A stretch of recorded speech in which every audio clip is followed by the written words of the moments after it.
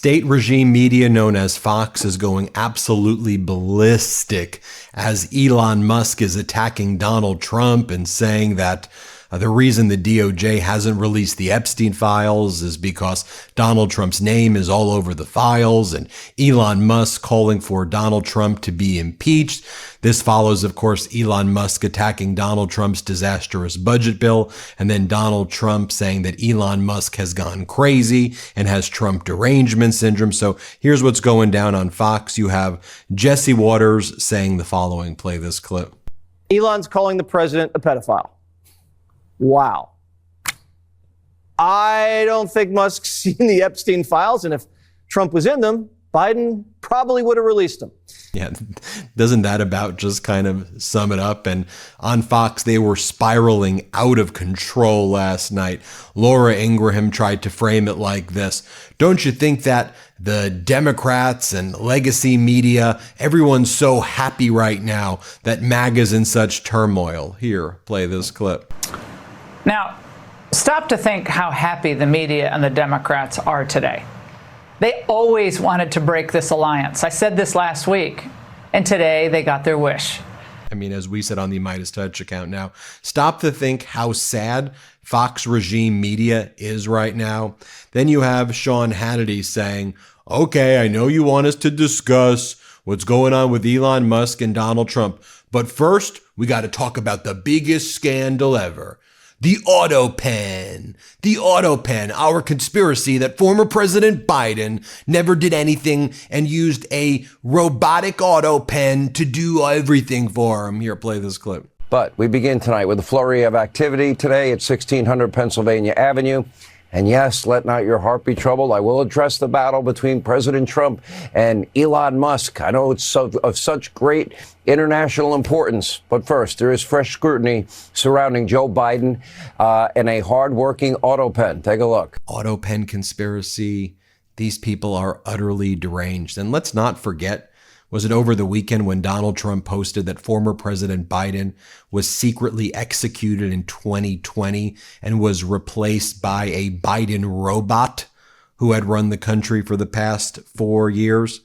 Then you have Hannity spending, I want to say, over a minute defending Donald Trump on Epstein. And in Sean Hannity's fan fiction version of it, Donald Trump told Jeffrey Epstein, you're going to leave Mar-a-Lago. You're a bad guy. Donald Trump kicked Epstein out and Trump was the hero.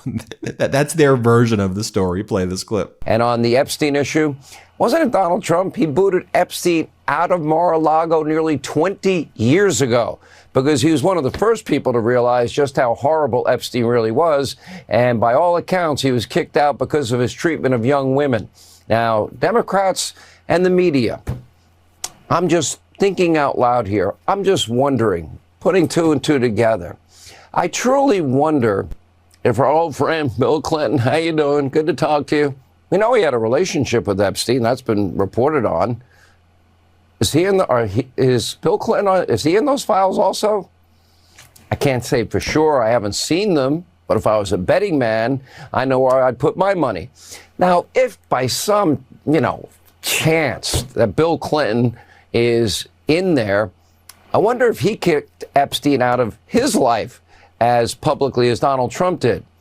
I guess if Donald Trump felt that Epstein had something on him, he probably wouldn't have kicked him out of his club. Well, Sean Hannity, the real version of the story is that Epstein used Mar-a-Lago as the area where he found girls who he then sex trafficked with Ghislaine Maxwell. For example, Virginia Giuffre, who was underage and working at Mar-a-Lago. She was homeless, got a job at Mar-a-Lago. Ghislaine Maxwell goes to Mar-a-Lago, finds Virginia Giuffre, makes Virginia Giuffre into as part of the sex trafficking victim of Jeffrey Epstein. And that's what was actually happening. We had audio recently of Epstein from 2017 when he wanted to write a book and he was speaking to Michael Wolff. We have it here on the MeidasTouch channel. Go back and watch some of the other Epstein Trump videos I did where Epstein said, no, I mean, we were like always best friends. Like we were super close. I knew more about Donald than basically anybody. In fact, it was Epstein who said that Trump kind of weirded him out. Yeah, Epstein said Trump weirded him out. Okay, going back to Jesse Waters here. Jesse Waters is like, If you said I was on the Epstein list, I might get a little bit mad, but I'd get over it after a while. Here, play this clip. Trump's actually pretty forgiving. Vance called him a Nazi, and now he's VP. Megyn Kelly and Trump hated each other, and now she's at his rallies. Musk was an Obama donor, then he backed DeSantis. Then he went all in on Trump, and now he wants him impeached. So he's been all over the place. Will they patch it up? Only those two know. If you said I was on the Epstein list, it might take me a little while. But guys get over stuff. And then here, Jesse Waters rushes to defend Trump. Here, play this clip. Trump let Elon move into Mar-a-Lago, hired him at the White House, flew him around Air Force One, and took him to UFC fights. And then there was this. At 3 o'clock this afternoon, Elon says, time to drop the really big bomb. Donald Trump is in the Epstein files.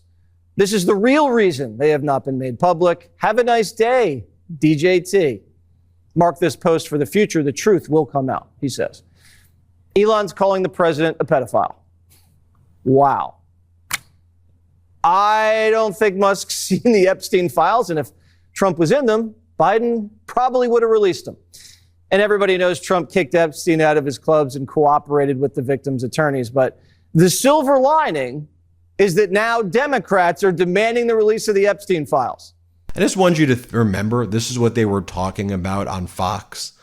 Every show, prime time, their afternoon shows, Hannity, Waters, Ingraham. And then Jesse Waters goes, I don't know, maybe Musk is trying to publicly distance himself from Trump so he could try to sell more Teslas. Play this clip. Maybe Musk is publicly distancing himself from Trump to help his brand recover. Maybe he needs liberals to buy his cars. We don't know.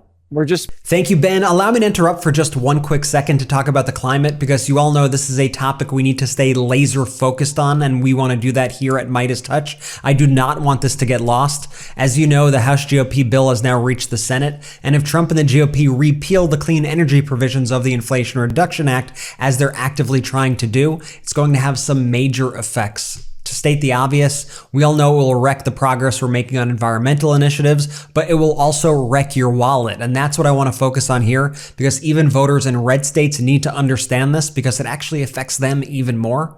Let's just talk numbers for a second. Raw data. Energy Innovation found that repealing the IRA would cost the US up to 830,000 jobs by 2030. 830,000. Cut the GDP by over $160 billion and raise household energy costs by $32 billion.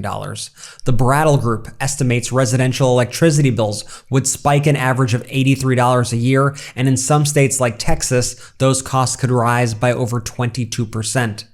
Bills could rise as much as $152 in North Dakota, South Dakota, Nebraska, Kansas, Oklahoma, Iowa, and Missouri. And in Arizona alone, families would pay over $300 more per year for energy by 2030.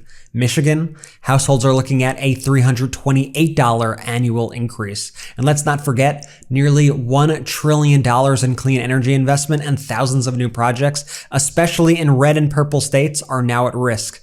Not only that, but the Center for American Progress projects that the House GOP bill would raise gas prices by 25 to 37 cents per gallon by 2035. So repealing those IRA clean energy provisions is a lose-lose for our economy and our future. And that's why I think when we speak about these climate issues, we of course need to emphasize the environmental impacts of these bills. But I think making sure that people understand that these provisions are tied directly to American jobs is equally important, as well as we all fight for a clean energy future.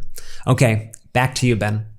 And then there was the moment earlier in the day where Stephen Miller was supposed to appear on the Larry Kudlow show, and then Stephen Miller abruptly canceled right before he was going to go on, as Musk was just brutally crushing Donald Trump online. Play this clip. We lost Mr. Miller to a meeting in the Oval Office. Perfectly understandable. When I was in government, it would happen all the time. You'd have to kill a TV show, and you're at the president's beck and call. However, we have the kindly Senator John Husted from the great state of Ohio, who at late notice is helping us out. And Senator Husted, I am most grateful for you to help us out on short notice. Want to thank you for it. Then Sean Hannity knows that basically Trump watches the show for advice and for therapy. So Sean Hannity goes, you do know that the legacy media mob wants to tear you guys apart. Like, you realize that.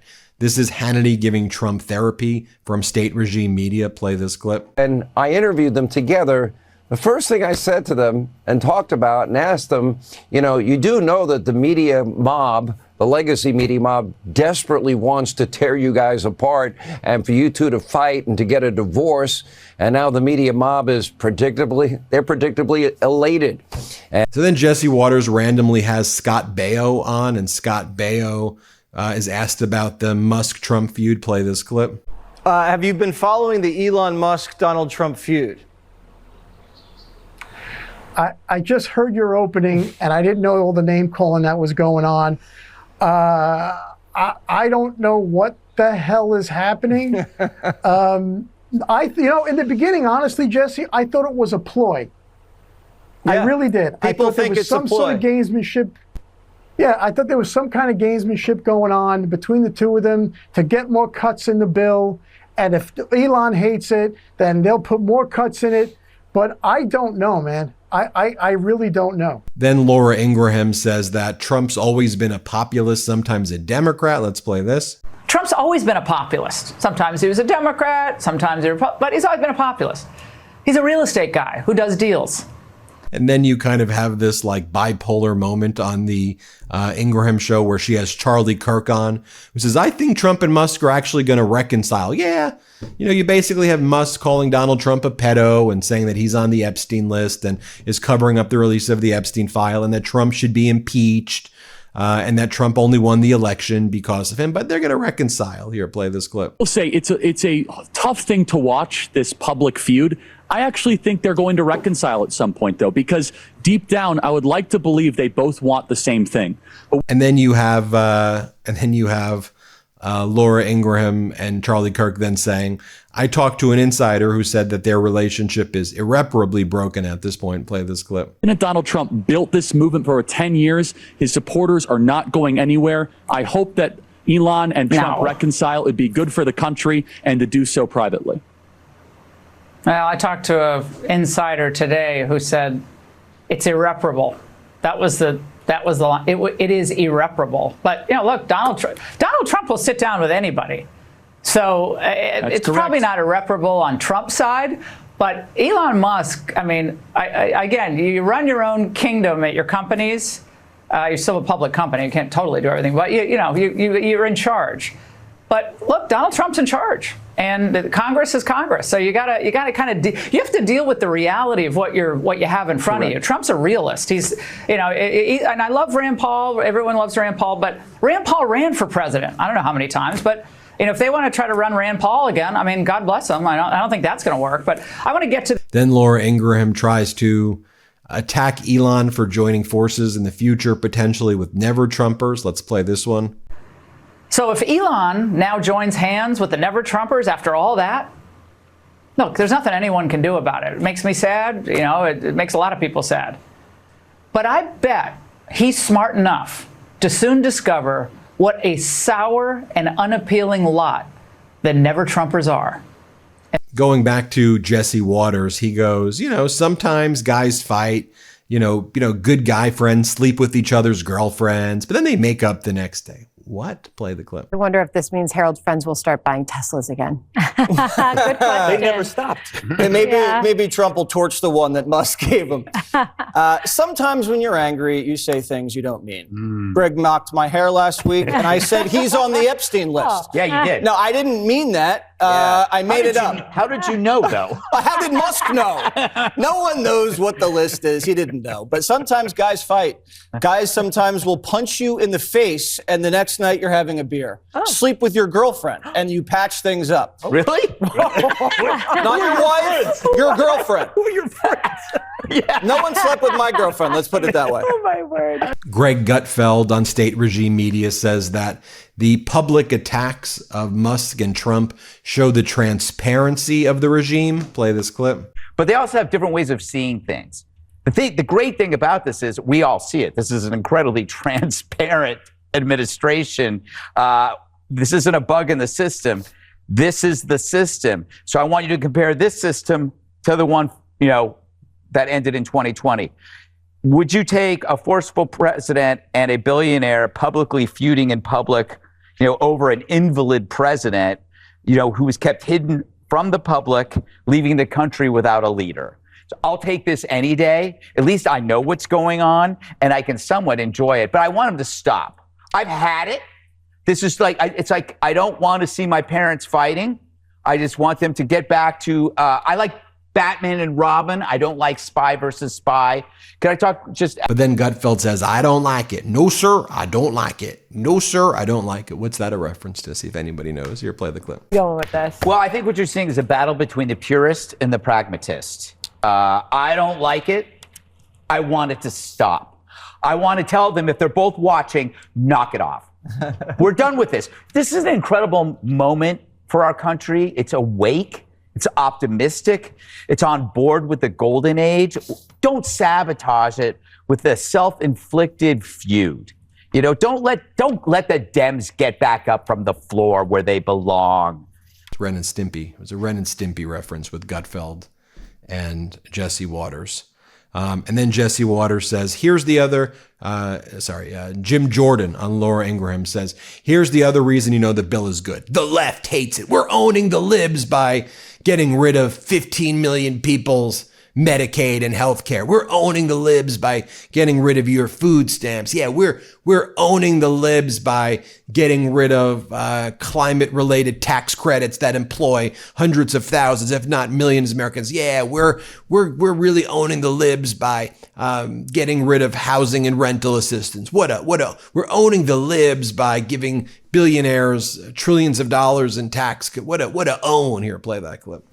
Is it true that it's the libertarians? They push for getting rid of the EV tax credits, correct? I mean, those could have been phased out slowly, I guess, but I think Elon was really torqued at that. And, as are a lot of people who like these alternative, types of vehicles. Yeah, that's part of it. There is a phase out for a lot of it. There are good things in this legislation. I understand the deficit situation. I understand the $37 trillion debt. We do have to begin to save more money. But in the end, when you do those four things, cut taxes, secure the border, make sure able-bodied people who are getting your money, your viewers' money, have to go to work, and give parents school choice, those are good. And the Democrats are. And then you have Jim Jordan and Laura Ingraham saying, well, maybe Elon got mad at Trump over the removal of electric vehicle tax credits. Play it. Well, there you have it, folks. Let me know what you think. Fox in panic mode. Hit subscribe. Let's get to 5 million. Thanks for watching. New Meidas merch drop.